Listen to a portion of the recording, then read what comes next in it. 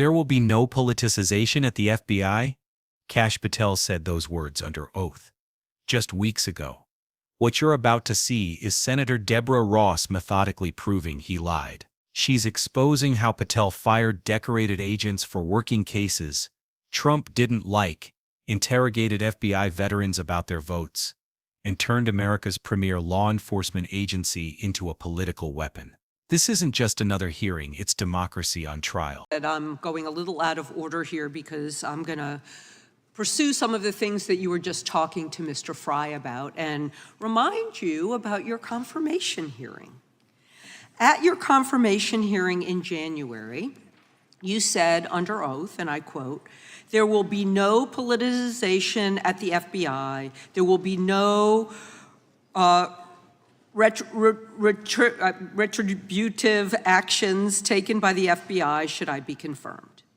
And in your written response to the Senate questionnaire, you said, I quote, "Personnel decisions shall be based on performance and adherence to the law. And every FBI employee will be held to the absolute same standard, and no one will be terminated for case assignments." So I want to just go through a couple of scenarios with you to get a sense of whether you think these are examples of politicization of the FBI or making decisions based on the performance and adherence to the law. So, first question. Would hiring FBI agents, analysts, and supervisors from only one political party being politicization of the FBI or making personnel decisions based on performance and adherence to the law? We don't ask FBI people, applicants, where their political parties are. Mr. Patel, do you ask FBI applicants who they voted for? The FBI does not. Are you aware that in the lawsuit that Mr. Driscoll filed against you and the FBI, he was asked who he voted for? Since that lawsuit has been filed and it's ongoing litigation, I'm not able to comment. Well, but it also means that you just said that what happened in his situation didn't happen. So we will go on to the next question. Let me ask you an even easier one. Does firing agents for working on the cases that they were assigned to and that the president didn't like, is that politicization of the FBI or making personnel decisions based on performance and adherence to the law? The FBI doesn't terminate anyone based on case assignments alone. Has the FBI ever been sued by somebody who felt that they were terminated based on case assignments? In the entire history of the FBI, I'm sure they have. No, since your tenure. I'm sure there's ongoing litigation. Yes. In fact, there is ongoing litigation. And in fact, people have been asked who they voted for.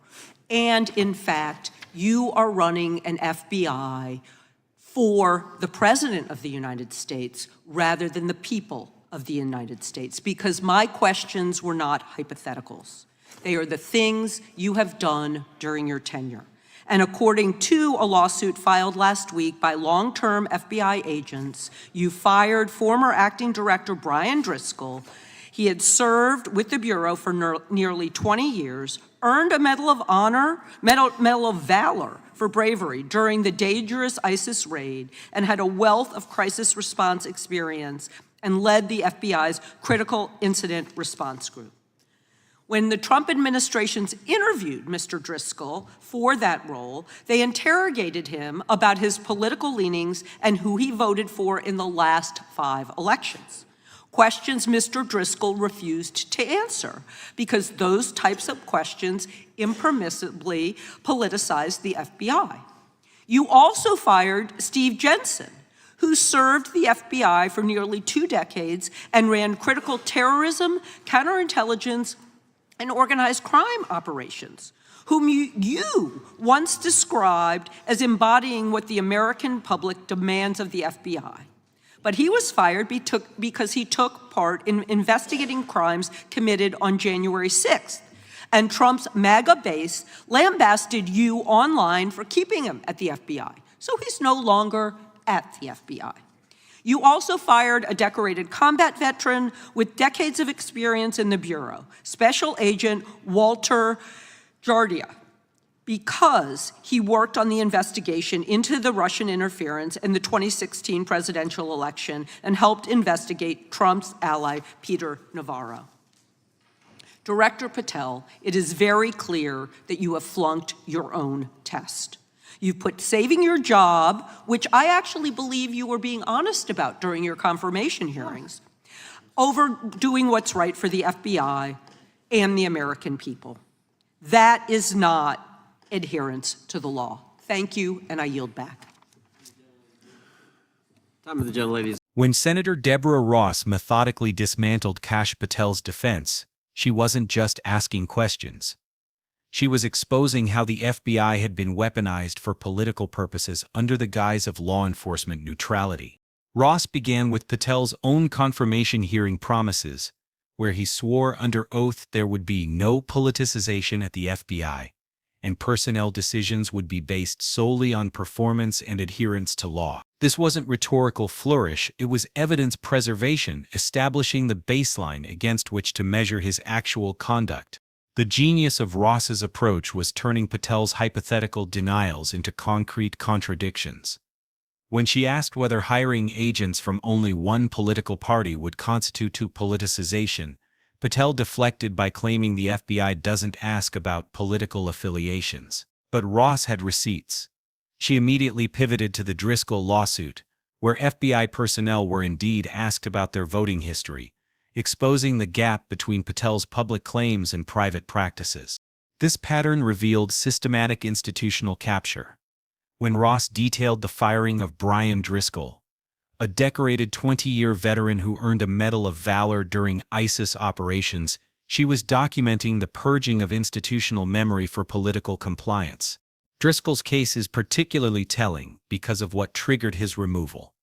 During his interview for a leadership role, Trump administration officials interrogated him about his political leanings and voting history across 5 elections. When Driscoll refused to answer these impermissible questions, recognizing them as politicization of law enforcement, he was marked for removal. This creates a chilling precedent where institutional integrity becomes grounds for termination. Steve Jensen's firing further illustrates this systematic approach. Once described by Patel as embodying what the American public demands of the FBI, Jensen was terminated for participating in January 6 investigations, after Trump's base criticized Patel online. This shows how external political pressure was directly converted into personnel decisions. Perhaps most damaging was Ross's revelation about Special Agent Walter Jardia's termination. A decorated combat veteran with decades of bureau experience was fired specifically for working on Russian interference investigations in cases involving Trump ally Peter Navarro. This wasn't about performance or misconduct. It was about case assignments that produced politically inconvenient results. These firings reveal 3 destructive patterns. First, they establish political loyalty tests, where career professionals must choose between institutional integrity and job security. Second, they create a chilling effect where remaining agents avoid politically sensitive cases to protect their careers.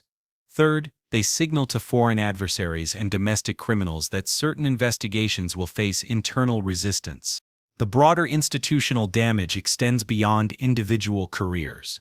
When experienced counterterrorism, counterintelligence, and organized crime experts are removed for political reasons, you lose decades of operational knowledge and investigative expertise. These skills can't be quickly replaced, creating genuine national security vulnerabilities. Ross's closing statement crystallized the stakes. She told Patel directly that he had flunked his own test, prioritizing his job security over the FBI's mission and the American people's safety. This wasn't partisan theater. It was institutional diagnosis.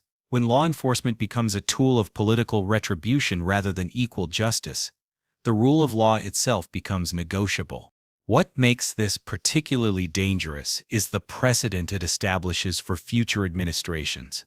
If political interrogation of FBI personnel becomes normalized, if case assignments become grounds for termination, If institutional expertise can be purged for political compliance, then the FBI ceases to function as an independent law enforcement agency and becomes an instrument of whoever holds power. The consequences reach beyond Washington. When citizens lose confidence that law enforcement operates fairly regardless of political connections, cooperation with investigations declines. When foreign partners question whether sensitive intelligence will be handled professionally or politically, information sharing suffers. When career professionals see their colleagues fired for doing their jobs, institutional morale and effectiveness collapse. Ross's questioning exposed these dangers through documented actions, not speculation. She showed how Patel's promises of neutrality became cover for systematic politicization, how performance-based claims masked retribution against institutional independence. This wasn't just oversight, it was an autopsy of institutional integrity, conducted while the patient was still breathing but clearly in distress.